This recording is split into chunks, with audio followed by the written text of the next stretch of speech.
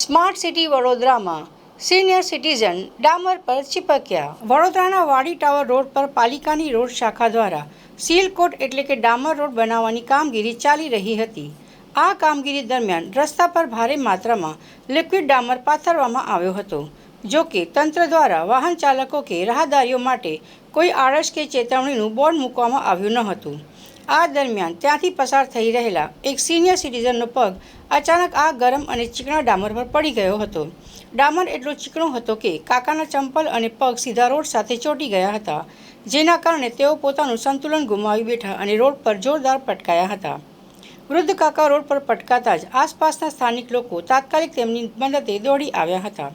સ્થાનિકોએ ભારે જહેમત બાદ વૃદ્ધ કાકાને ડામરમાંથી ઊભા કર્યા હતા અને નજીકમાં એક ખુરશી લાવીને બેસાડ્યા હતા તથા તેમના પગ સાફ કરવાનો પ્રયાસ કર્યો હતો।